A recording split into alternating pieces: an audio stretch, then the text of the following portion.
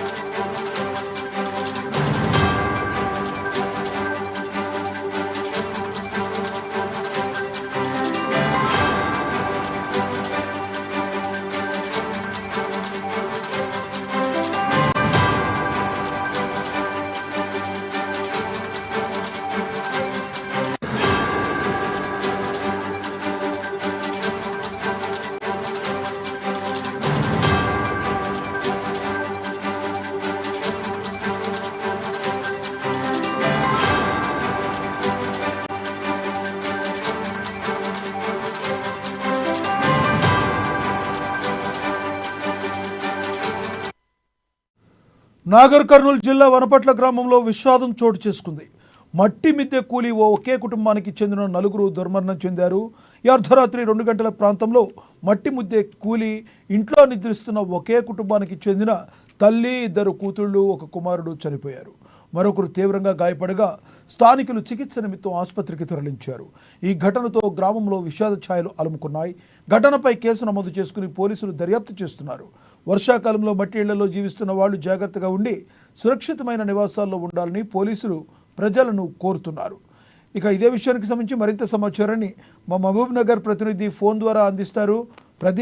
ప్రదీప్ చెప్పండి, మీ దగ్గర తాజా సమాచారం ఏంటి? ముఖ్యంగా ప్రధానంగా ఈ గోడ కూలడానికి వర్షం పడి గోడ నానడం కారణమా?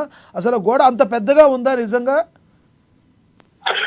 లక్ష్మీనాథ్, నాగర్ కర్నూలు జిల్లాలో విషాదం చోటు చేసుకుంది. ఏదైతే నాగర్ కర్నూలు సమీపంలోని వనపట్ల గ్రామంలో రాత్రి 2 గంటల ప్రాంతంలో మట్టి మిద్దె కూలి ఒకే కుటుంబానికి చెందిన నలుగురు దుర్మరణం చెందిన సంఘటన అయితే వెలుగులోకి వచ్చింది. మరొకరు గాయాలపై చికిత్స పొందుతున్నారు. ఈ సంఘటనతో గ్రామంలో కొంత విషాద ఛాయలు అయితే అలుముకున్నాయి. ఏదైతే నాగర్ కర్నూలు మండలం వనపట్ల గ్రామంలో అర్ధరాత్రి అంటే గత 2 రోజుల నుంచి కురుస్తున్న ఆ ముసురు చినుకుల వల్ల మట్టి మిద్దె, పాతకాలపు మట్టి మిద్దె కూలడంతో నిద్రలో ఉన్న నిద్రలో ఉన్న గొడుగు భాస్కర్, ఆయన భార్య పద్మ, వీరి 2 కూతుర్లు తేజస్విని, వసంత, కుమారుడు రుత్విక్ మట్టి మీద కూలి ఒక్కసారిగా వీరి మీద పడింది. దీంతో గొడుగు భాస్కర్ గాయాలతో బయటపడగా మిగిలిన 4 పద్మ, వారి 2 కూతుళ్లు, కుమారుడు మట్టి మిద్దెలోనే ప్రాణాలు వదిలిన నేపథ్యం అయితే ఉంది. అయితే అభంశుభంతనే ఆ చిన్నారులు నిద్రలోనే ప్రాణాలు కోల్పోవడంతో గ్రామంలో ప్రతి ఒక్కరూ కన్నీరు మున్నీరుగా వినిపిస్తున్న సంఘటన అయితే ఉంది. ఈ సంఘటనతో గ్రామంలో కొంత విషాద స్థాయిలు అలుముకున్నాయి. తర్వాత ఏదైతే అధికారులు చెప్తున్నటువంటి పరిస్థితి ఏముందంటే, ఈ వర్షాకాలంలో ఏదైతే పాత ఇండ్లు మట్టి మిద్దెల్లో కొంత జాగ్రత్తగా ఉండాలంటూ, ఏదైతే మట్టి మిద్దెలు ఉంటే కనుక వాళ్ళు కొంత జాగ్రత్తలు తీసుకొని ఉండాలంటూ కూడా సూచిస్తున్నటువంటి నేపథ్యం అయితే ఉంది. ఈ సంఘటనపై పోలీసులు అయితే కేసు నమోదు చేసుకొని ఏదైతే మృతులను పోస్టుమార్టం నిమిత్తం నాగర్ కర్నూలు ప్రభుత్వ ఆసుపత్రికి తరలించి దర్యాప్తు అయితే చేస్తున్నారు. ఏదైతే మట్టి మిద్దెల పాత ఇండ్లలో ఉండకూడదంటూ కూడా అధికారులు చెప్తున్న నేపథ్యంలో ఇలాంటి సంఘటనలు చోటు చేసుకోవడం కొంత ఏదైతే విషాదం అయితే నెలకొన్నది. అయితే మరోవైపు దీనికి సంబంధించి, సంఘటనకు సంబంధించి అధికారులు కూడా పూర్తి స్థాయిలో దర్యాప్తు చేస్తున్నారు.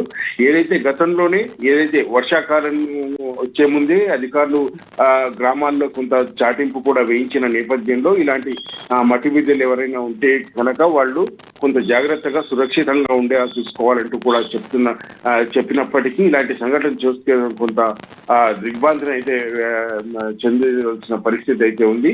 మరోవైపు ఈ సంఘటనతో గ్రామంలో విషాద ఛాయలు అమ్ముకున్నాయి. ఎప్పుడూ కలివిడిగా ఉండే వీళ్ళు ఒక్కసారిగా చనిపోవడంతో కూడా చిన్నపిల్లలు ప్రాణాలు వదిలిన నేపథ్యంలో గ్రామంలో ప్రతి ఒక్కరు కూడా ఏదైతే విషాద ఛాయలో మునిగి పోయారని కూడా మనం చెప్పవచ్చు. దీనిపై ఈ సంఘటనపై కూడా స్థానిక ఎమ్మెల్సీ దామోదర్ రెడ్డి కూడా స్పందించారు. ప్రభుత్వ పరంగా ఆదుకుంటామంటూ కూడా చెప్పారు. ఏదైతే దీనికి సంబంధించి ఇలాంటి సంఘటన చోటు చేసుకోవడం కూడా కొంత దురదృష్టకరమని కూడా మట్టిమిద్దల్లో ఉన్న వారు కొంత సురక్షితంగా ఎప్పటికప్పుడు అప్రమత్తంగా ఉండాలంటూ కూడా సూచిస్తున్నారు. లక్ష్మి, అయితే ప్రదీప్, ముఖ్యంగా ఈ గ్రామంలో మరిన్ని మట్టి మిద్దెలు ఉండే అవకాశం ఉండుంటుంది.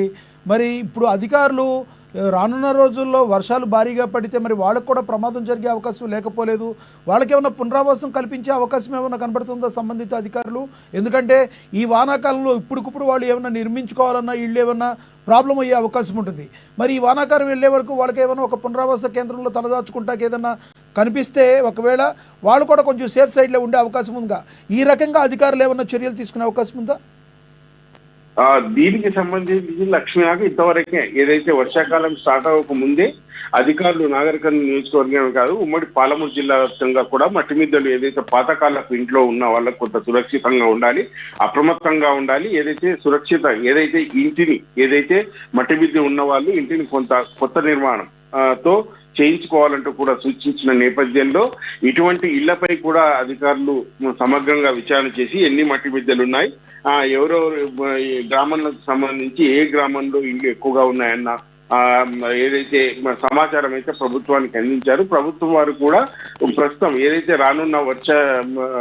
రానున్నది వర్షాకాలం కాబట్టి మట్టి మిద్దెలు పాతకాలపు ఇంట్లో ఉన్న వాళ్ళు వీలైతే తమకు ఏమైనా సురక్షిత ప్రాంతాలు ఉంటే వారు అక్కడ ఉండాలంటూ కూడా సూచించిన నేపథ్యంలో కొంత పెడచెవిన పెట్టిన నేపథ్యం అయితే ఉంది. మరోవైపు ఈ అధికారుల సూచనలు కూడా కొంతవరకు పట్టించుకోలేదని కూడా చెప్పొచ్చు. మరోవైపు ఏదైతే మట్టి మిద్దె ఆ ఇల్లు తప్ప వేరే ఇల్లు లేని వాళ్ళు గత్యంతరం లేక ఆ ఇంట్లోనే పాతకాలపు ఇంట్లోనే వచ్చిన నేపథ్యంలో ఇలాంటి సంఘటన చోటు చేసుకోవడం కొంత ఏదైతే దిగ్భ్రాంతి అయితే వ్యక్తమవుతా ఉన్నది. అయితే అధికారులు కూడా ఏదైతే గత ప్రభుత్వంలో ఏదైతే డబుల్ బెడ్రూమ్ల కొరకు ఏదైతే అర్జీలు పెట్టుకున్నారో డబుల్ బెడ్రూమ్లు కూడా ఇవ్వకపోవడం కూడా కొంత ఇటువంటి సంఘటన చోటు చేసుకోవడానికి కొంత ఆస్కారం అయిందని కూడా మనం చెప్పవచ్చు. మరోవైపు దీనిపై అధికారులు ఇప్పటికే ఈ అధికారులు అయితే పూర్తి స్థాయి ఏదైతే వాళ్లకు ఏదైతే పునరావాసం కల్పించలేదని కూడా మనం చెప్పొచ్చు. ఇలాంటి సంఘటన జరిగిన నేపథ్యంలో కొంత అధికారులు చూసి చూడనట్టు వివరించడం వల్ల ఇటువంటి సంఘటనలు జరుగుతున్నాయంటూ కూడా ఏదైతే ప్రజల నుంచి విమర్శలు అయితే వెలువెత్తుతున్న నేపథ్యంలో అధికారులు కూడా ఆ దిశగా చర్యలు చేపట్టకపోవడం కూడా ఇలాంటి సంఘటనలకు జరగడానికి కారణంగా కూడా చెప్తున్నారు. మరోవైపు దీనికి సంబంధించి అటు ప్రభుత్వ పరంగా కానీ ఇటు అధికారులు కానీ కట్టిన డబుల్ బెడ్రూమ్లు కూడా వాళ్ళకి అలాట్ చేయకపోవడం కూడా ఇటువంటి సంఘటనలకు కొంత ఆస్కారం ఇచ్చే ఊతంగా మనం చెప్పొచ్చు. మరోవైపు ఇక రాబోయే ఏదైతే ఇక ముందు కూడా ఇటువంటి సంఘటన జరుగుతున్న నేపథ్యంలో అధికారులు ఇప్పటికైనా కొంత వారికి సూచనలు తర్వాత మట్టిమిద్దెల్లో ఉన్న పునరావాస కేంద్రాలకు తరలించాల్సిన అవసరం అయితే ఉందని కూడా మనం చెప్పవచ్చు. లక్ష్మణ,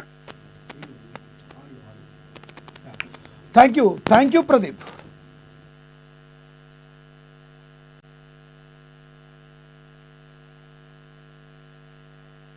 ఇల్లు ఉన్నటువంటి వర్షాలకు సౌడు మీద తడిచి పాత ఇల్లు కాబట్టి అందులో ఉన్నటువంటి దూరాలు కూడా మర్చిపోయినట్టుంది. గత రాత్రి విడుగు బాలస్వామి యొక్క కొడుకు విడుగు భాస్కర్ అతను తన భార్య పిల్లలతోటి రూమ్లో పడుకున్నప్పుడు రాత్రి 2 గంటల సమయంలో వర్షాన్ని తడిచినటువంటి సౌడు మీదే వాళ్ళ మీద కూడడం జరిగింది. అందులో విడుగు భాస్కర్ యొక్క భార్య మరియు 3 పిల్లలు అందులోనే చనిపోవడం జరిగింది. భాస్కర్ మాత్రం గాయాలై ప్రస్తుతం హాస్పిటల్లో చికిత్స పొందుతూ ఉన్నాడు. ఈ సౌడు మీద చాలా రోజు డిలాపిడేట్ కండిషన్ ఉండడం వల్ల వాళ్ళు దాన్ని నోటీస్ చేయకపోవడం వల్ల రాత్రి ఇన్సిడెంట్ జరగడం జరిగింది. కాబట్టి ప్రజలందరూ కూడా మా యొక్క విజ్ఞప్తి ఏందనగా ఇప్పుడు వర్షాకాలం కాబట్టి ఏవైతే శీతలావస్థలో ఉన్నటువంటి ఇళ్ళు ఎవరైతే ఉన్నారో వాళ్ళందరూ